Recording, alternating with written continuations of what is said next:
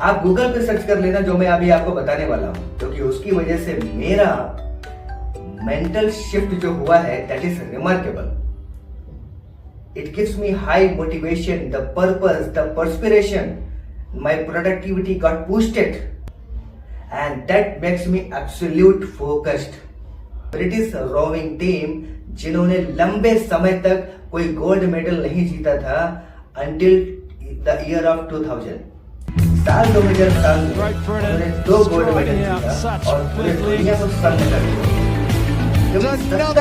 साल करने के बाद उनको ये मौका मिला था और ये उनको सफलता मिली थी. गोल्ड. बेन हंट डेविस जिन्होंने ज्वाइन किया इस टीम को और उन्होंने एक ही मंत्र दिया.